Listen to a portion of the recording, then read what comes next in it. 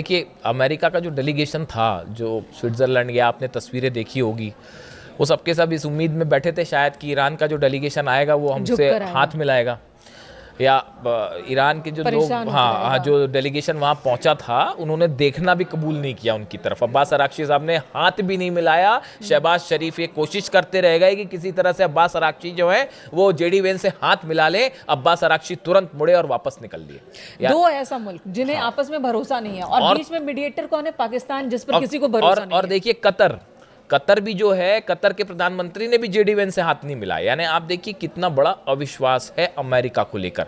इसीलिए अमेरिका में ये बात कही जा रही है कि अगर ये डील साइन हो गई, ये डील पे अगर बात आगे बढ़ जाती है, एमओयू डील में बदल जाता है, तो ये अमेरिका के इतिहास की सबसे बड़ी हार होगी और ये ईरान की अब तक की सबसे बड़ी जीत होगी। और अमेरिका को भी ये समझना चाहिए कि वक्त बदल गया है। सुपर पावर वाला जो उसका तमगा है, बहुत ज़्यादा दिनों तक सुरक्षा कवच की तरह काम करेगा नहीं। अमेरिका चाहेगा कि किसी तरह से ज़ोर ज़बरदस्ती या फिर कूटनीति तरीके से सामने वाले देश को फंसा दे, तो ईरान वो देश नहीं है। अमेरिका सुपर पावर था, अब नहीं है। तो आपको मैं कहना चाहूंगा कि अमेरिका, बड़े सारे एक्सपर्ट्स ये कह रहे हैं कि जो सुपर पावर का तमगा था, ये ऑलरेडी ईरान ने छीन लिया है। अब वो कम से कम अमेरिका के पास तो नहीं है। जिस देश के अगर बेसिस उड़ जाते हो आप, जो है 18 बेसिस नहीं बचा पाए, आप अरब देशों को नहीं बचा पाए। ईरान की मिसाइल्स जो है वो धमाकेदार, आपके पेट्रियट और जो थार्ड सिस्टम है उसको तोड़ते हुए वहां पर गिरती रही। ईरान के ड्रोन्स ने क्या तबाही मचाई आप देख लीजिए। आप हॉर्मुज को घेर कर खड़े रहे, आप कुछ नहीं बिगाड़ पाए ईरान का। ईरान के 5 द्वीपों पर आपने बीच बीच में रह रहकर हमला किए, आपने उन पर कब्जा करने की कोशिश की, आप कुछ नहीं कर पाए। आपका एक पायलट अंदर फंस गया था, उसको निकालने में इतनी फजियत हुई कि आपको अपने खुद के हेलीकॉप्टर्स जलाने पड़ गए। आपके 42 प्लेन, ऑफिशियली ऐलान है इस बात का कि 42 प्लेन आपके गिर चुके हैं। F-35 जेट्स जो है, दुनिया का सबसे शक्तिशाली जेट जो है, वो ईरान ने मार गिराया। ईरान के नए डिफेंस सिस्टम से अब आप खौफ खा रहे। ऐसी मैं लिस्ट गिनाना शुरू करूंगा ना ईरान की जीत की, तो पूरी रात बीत जाएगी। और उसके बाद अब डील हो रही है, डील में भी आप देख रहे हैं कि क्या स्थिति है, ईरान किस तरह से भारी पड़ रहा है। खैर, फिलहाल जो खबर हमने शुरू की थी कि इस $12 अरब को लेकर ट्रंप और ईरान आमने सामने है और सबकी नजरें इस बात पर है कि आखिर ये $12 अरब की फ्री संपत्ति का क्या होता है। क्या डोनाल्ड ट्रंप की इस तरह की बातें कि हमसे अनाज खरीदिए और ऐसा वैसा ये वो, अगर ये बातें इसी ट्रैक पे चलती रही तो आप ये मानिए कि ईरान फिर से बातचीत को बंद भी कर सकता है। धन्यवाद मयंक, इससे जुड़ा जो भी अपडेट होगा आप तक पहुंचाएंगे। Thank you so much. Iran का दो टूक संदेश, जंग नहीं चाहते लेकिन जंग से डरते भी नहीं। शांति की बात लेकिन जंग के लिए पूरी तरह तैयारी। $6 अरब की वापसी और परमाणु मुद्दे पर बड़ा दावा। आप देख रहे हैं न्यूज़ 18 का सोशल मीडिया प्लेटफॉर्म। मैं हूं विशाल आजम। मिडिल ईस्ट में बढ़ते तनाव के बीच ईरान के जो सदर हैं, यानी राष्ट्रपति हैं मसूद पेजेश्कियान, उन्होंने बड़ा बयान दे दिया है।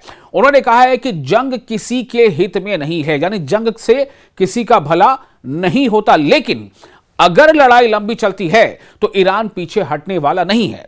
साथ ही उन्होंने अमेरिका के साथ चल रही बातचीत और ईरान की जो इकोनॉमी है उसे लेकर भी कई अहम खुलासे किए हैं। ईरान के प्रेसिडेंट मसूद पेजेश्कियान ने साफ कहा है कि जंग का जारी रहना किसी भी के पक्ष में नहीं है, किसी के पक्ष में नहीं है, यह फायदेमंद नहीं है। उनका कहना है कि शांति ही सबसे बेहतर रास्ता है। लेकिन इसके साथ ही उन्होंने अपने जो मुखालिफिन हैं, जो विरोधी हैं, उन्हें वार्निंग देते हुए कहा है कि ईरानी सेना और रिवॉल्यूशनरी गार्ड्स, जिन्हें कहते हैं IRGC, पूरी तरह तैयार है। अगर ये संघर्ष, ये जद्दोजहद लंबा खिंचता है तो ईरान मजबूती से उसका सामना करेगा। मसूद पेजेश्कियान ने कहा है कि ईरानी अवाम और जो मिलिट्री है उसने पहले भी काफी मुश्किल हालात में अपनी ताकत दिखाई है और आगे भी मुल्क की रक्षा के लिए, देश की रक्षा के लिए पूरी तरह तैयार है। यानी तेहरान का साफ पैगाम है, वो जंग नहीं चाहता लेकिन किसी भी दबाव के सामने झुकने को भी तैयार नहीं है। राष्ट्रपति मसूद पेजेश्कियान ने अमेरिका के साथ हुए समझौते को ईरानी आवाम के हित में बताया। उन्होंने कहा कि बातचीत का पहला बड़ा आर्थिक फायदा, इकोनॉमिकल जो बेनिफिट है, वो दिखाई देगा और जल्द ही दिखाई देगा। उनके मुताबिक कतर में फंसे ईरान के लगभग $6 अरब अब अनफ्रीज किए जाएंगे और यह रकम वापस ईरान को मिलेगी। उन्होंने बताया कि केंद्रीय बैंक और आर्थिक अधिकारी सेंट्रल बैंक और जो इकोनॉमिकली अधिकारी हैं वो इस बात पर काम कर रहे हैं कि इन संसाधनों का इस्तेमाल देश की इकोनॉमी को, देश की जो अर्थव्यवस्था है उसको मजबूत करने और डेवलपमेंट को रफ्तार देने में कैसे किया जाए। जहां तक बात है परमाणु मुद्दे पर भी ईरानी राष्ट्रपति ने बड़ा दावा किया है। उन्होंने कहा है कि अमेरिका की मुख्य मांग सिर्फ इतनी थी कि ईरान परमाणु बम नहीं बनाएगा। मसूद पेजेशकिन के मुताबिक यह कोई नई बात नहीं है, क्योंकि ईरान पहले से ही कहता रहा है कि उसका परमाणु हथियार बनाने का कोई इरादा नहीं है। इसी पुराने रुख को लिखित रूप में देकर समझौते पर दस्तखत किए गए हैं। हालांकि उन्होंने यह भी दोहराया कि ईरान यूरेनियम संवर्धन यानी कि एनरिचमेंट के अपने हक से कभी पीछे नहीं हटेगा। उनका दावा है कि बातचीत में दूसरी तरफ को भी इस हकीकत को मानना पड़ा है। तो एक तरफ ईरान शांति और बातचीत की बात कर रहा है, वहीं दूसरी तरफ वो ये भी जता रहा है कि सुरक्षा और रणनीतिक हितों पर कोई समझौता नहीं होगा।